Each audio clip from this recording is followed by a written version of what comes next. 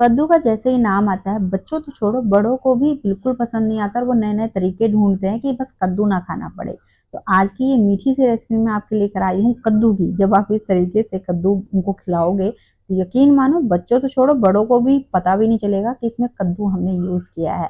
और इसकी डिमांड वो बार बार आपसे करेंगे बनाने की। तो फ्रेंड्स, उम्मीद रखती हूँ आज की रेसिपी आपको पसंद आएगी। तो चलो फिर बनाते हैं इसे। तो इसको बनाने के लिए हमें लेना है कद्दू। मैंने यहाँ पर एक मीडियम साइज के कद्दू का हाफ पीस लिया है। मेजरमेंट में आगे आपको बता दूंगी। तो कद्दू के बीज और छिलका मैंने दोनों उतार लिया है। यहाँ पर कद्दू को आपने थोड़े से मोटे टुकड़ों में कट करना है, जैसे आप यहाँ देख रहे हो। ज्यादा बारीक मत कट करना, नहीं तो वो बहुत ज्यादा गल जाएंगे और फिर आगे की जो मेहनत है वो आपकी थोड़ी ज्यादा हो जाएगी। इस तरीके से थोड़े मोटे मोटे पीस रखोगे तो ज्यादा बढ़िया रहेगा। अब इसके बाद इन्हें स्टीम करना है। तो उसके लिए मैंने पहले से ही कढ़ाई में करीबन 2 कप पानी गर्म होने के लिए रख दिया था। आप देख भी रहे हो पानी अच्छे से यहाँ पे गर्म हो गया है। इसके अंदर इस तरीके से हमें कोई रिंग या फिर कोई कटोरी या स्टैंड रख देना है, ताकि जो हमारा बर्तन है ना वो डायरेक्ट पानी के टच में ना आए। उसके बाद आपने एक जाली लेनी है इस तरीके से स्टील की, और फिर ये जो कद्दू हमने काट के रखे हुए हैं वो सारे इसमें डाल देने हैं। बस अब आपने ढक्कन लगाना है और तेज आंच पे इसको करीबन 12 से 14 मिनट के लिए स्टीम कर लेना है। कद्दू के पकने का जो टाइम है वो थोड़ा बहुत ऊपर नीचे हो सकता है, वो आंच पर और कद्दू पे भी डिपेंड करता है। तो एक बार आप 10 से 11 मिनट के बाद इसको जरूर चेक कर लेना।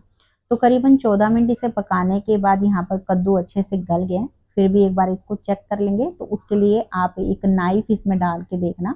आप देख रहे हो बहुत अच्छे से यहाँ पे कद्दू गल गए। मैं एक एक पीस में यहाँ पर नाइफ डाल के देख रही हूँ। तो इसी तरीके से हमें यहाँ कद्दुओं को गलाना है। बहुत ज्यादा मैशी मत करना। आप ज्यादा मैशी कर दोगे ना तो फिर आपकी जो स्टफिंग है वो अच्छी नहीं बनेगी। बस हमें यहाँ पर कद्दुओं को पकाना है।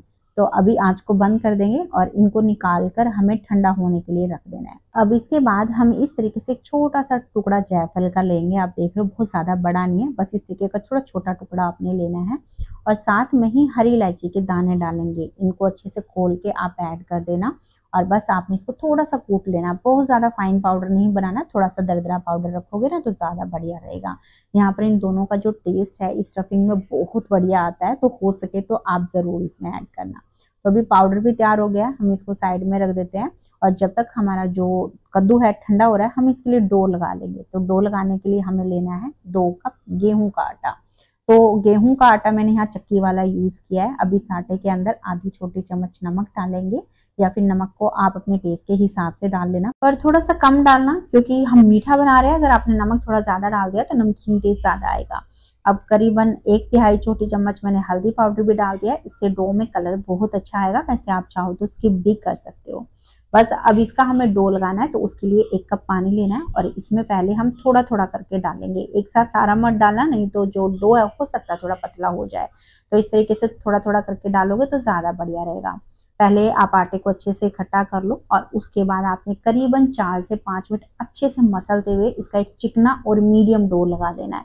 यहाँ पर डो आपने ध्यान से लगाना है, हार्ड नहीं होना चाहिए। आपने मीडियम डो लगाना है। ये थोड़ा सा सॉफ्ट साइड में डो यहाँ पर तैयार करना है, क्योंकि इसके अंदर हमें स्टफिंग करनी है। अगर ज्यादा हार्ड होगा ना तो आपको स्टफिंग करने में थोड़ी सी दिक्कत आएगी। तो अभी आटे को जैसे आप यहाँ देख रहे हो मैंने मीडियम लगाया है। अभी इस आटे के अंदर हम करीबन 2 टेबलस्पून रिफाइंड ऑयल डाल देंगे। रिफाइंड ऑयल को डालने से जो ये डो है थोड़ा और ज्यादा लचीला बनेगा और इसके अंदर स्टफिंग भरने में हमें आसानी होगी। तो अच्छे से इसको हम मिक्स कर लेंगे इसके अंदर और थोड़ा सा और नीड कर लेंगे करीबन आधी पौना मिनट के आसपास।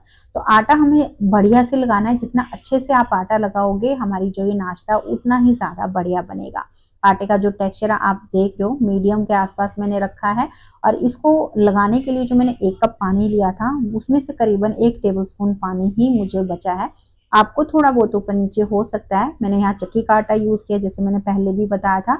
अगर आप बिल्कुल बारीक वाला आटा यूज करो पैकेट वगैरह का तो फिर आपको पानी की जो क्वांटिटी है वो थोड़ी सी कम भी लग सकती है।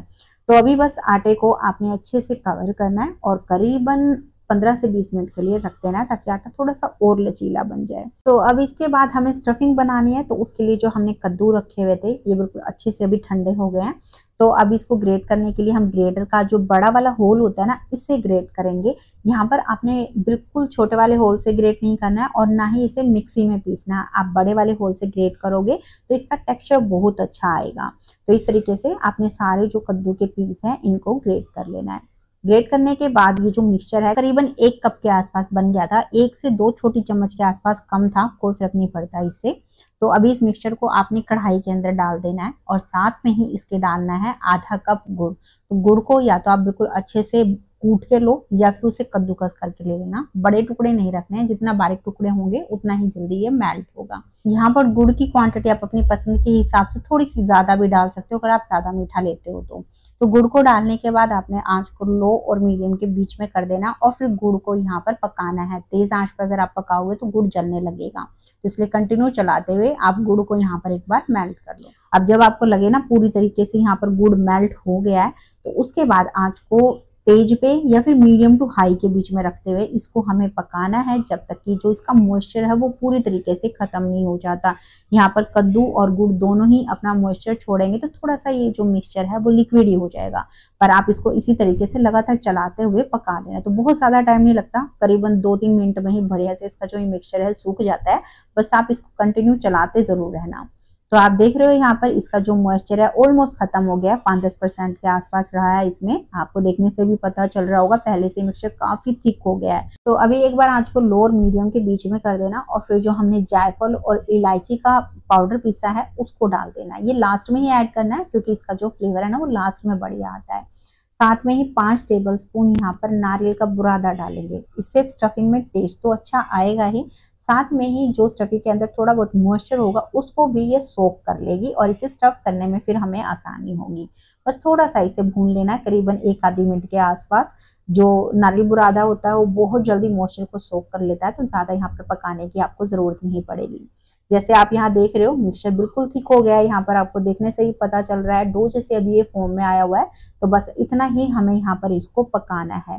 तो अभी आंच को बंद कर देंगे और इस मिक्सचर को हम ठंडा होने के लिए रख देंगे। तो अभी इसके बाद जो हमने डो रखा हुआ है इसे करीबन 15 से 20 मिनट हो चुकी है, ये पहले से थोड़ा नरम और लचीला हो गया है। तो अभी इस आटे को हल्का सा नीड करके इसमें से हम एक पोर्शन तोड़ेंगे और इसकी चिकनी सी लोई बना लेंगे। लोई मैंने मीडियम साइज की बनाई है, आप अपनी पसंद के हिसाब से इसको थोड़ा छोटा या बड़ा बना सकते हो, जैसी भी आपको पूरन पोली बनानी है।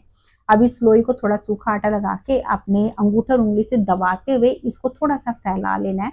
किनारे आपने पतले रखने हैं और सेंटर में आप थोड़ा सा मोटा रखना ताकि स्टफ करने में आसानी हो। उसके बाद जो हमारी कद्दू की ये स्टफिंग है वो करीबन 1.5 से 2 चम्मच भर के हम इसके सेंटर में रखेंगे और उसके बाद किनारों को ऊपर की तरफ खींचते हुए इसे बंद कर देंगे। आटा जितना सॉफ्ट होगा आपको यहाँ पर स्टफिंग करने में उतनी ही आसानी होगी।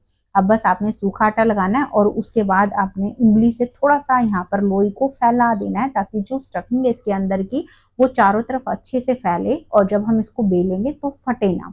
तो बस अब आपने थोड़ा सा सूखा आटा अच्छे से इसके ऊपर लगाकर इसको बेल लेना है। यहाँ पर बहुत हल्के हाथों से आपने लोई को बेलना है, ज्यादा जोर नहीं लगाना।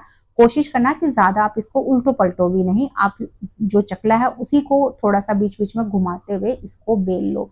बहुत हल्के हाथों से बेलना फ्रेंड्स, आप ध्यान रखना नहीं तो जो स्टफिंग है वो बाहर आ जाएगी। अगर आपको जरूरत लगे तो आप थोड़ा सा सूखा आटा और इसके ऊपर लगा सकते हो। तो आप देख सकते हो इस तरीके से हमारी जो ये पूरन पोली है तैयार हो गई है, बिल्कुल भी नहीं फटी है, देखने से आपको पता चल ही रहा होगा। अब इसको सेकना है तो उसके लिए आप तवे को मीडियम गरम कर लेना और फिर उस पर थोड़ा सा ऑयल लगा लेना ताकि जो पूरन पोली है वो जले नहीं। अब बस इस पूरन पोली को इसके ऊपर डालेंगे और मीडियम आंच पे इसको सिकने देंगे। अब जब आपको लगे कि ऊपर से पूरन पोली ड्राई हो गई है फिर आप उसे पलट दो और दूसरी तरफ से भी कुछ देर इसको सिकने देना। नीचे से जब ये सिक जाए उसके बाद फिर से आप इसको पलट दो। अब इसके ऊपर आपने लगाना है घी या फिर ऑयल, जो भी आपको पसंद हो। वैसे पूरन पोली घी के साथ ज्यादा बढ़िया लगती है पर मैंने यहाँ पर राइस ऑयल यूज किया है। अब इसकी क्वांटिटी भी आप अपनी पसंद के हिसाब से थोड़ी सी कम या ज्यादा लगा सकते हो। अब इसको पलटकर दूसरी तरफ से भी आपने यहाँ पर घी या ऑयल लगा लेना है। बस अब आपने आंच को मीडियम पर ही रखना है और इसको आराम से सिकने देना है। बीच बीच में आप पलटे से थोड़ा सा इसको दबा देना ताकि ये अंदर तक बढ़िया से सिक जाए। आप यहाँ देख रहे हो बहुत फूली फूली हमारी पूरन पोली बनकर तैयार हुई है, कहीं पे भी बिखरी या टूटी फूटी नहीं है, बहुत बढ़िया पूरन पोली यहाँ पर बन रही है। तो फ्रेंड्स अगर अभी तक आपको ये रेसिपी पसंद आ रही है तो प्लीज इसे लाइक जरूर करना, कमेंट भी करना और साथ में ही अगर आपको ऐसी ही इजी रेसिपी पसंद है जो आप आसानी से घर पे बना सको तो चैनल को सब्सक्राइब भी कर लेना। तो अभी आप देख रहे हो पूरन पोली हमारी बढ़िया से यहाँ पर सिक गई है, तो बस इसे उतार लेंगे।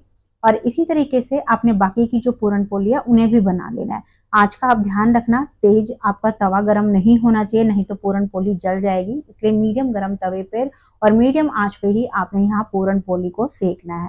तो आप यहाँ देख रहे हो जो दूसरी पूरन पोली है ये भी बहुत बढ़िया से बिल्कुल फूली बनकर तैयार हो रही है। तो एक एक पूरन पोली आपकी बहुत अच्छे से फूलेगी। तो ऐसा बिल्कुल नहीं है कि एक दो पूरन पोली आपकी फूलेंगे और बाकी नहीं, एक एक पूरन पोली आपकी ऐसे ही फूली और नरम बनकर तैयार होगी जब आप इस तरीके से पूरन पोली बनाओगे। तो यहाँ पर पूरन पोली के ऊपर मैं थोड़ा सा घी रख रही हूँ क्योंकि ये घी के साथ ही ज्यादा बढ़िया लगती है। अभी इसका आप टेक्सचर देखो कितनी ज्यादा सॉफ्ट बनी है ना, बहुत ही नरम बनती है, बिल्कुल मुंह में जाती ही खुल जाती है। और जो हमने इसके अंदर स्टफिंग डाली है वो देखो पूरी जो पूरन पोली है इसके अंदर तक फैली हुई है।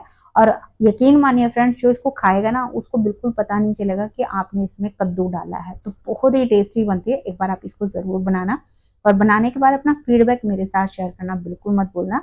तो चलिए फ्रेंड्स, मिलते हैं फिर आपसे एक नई रेसिपी के साथ में।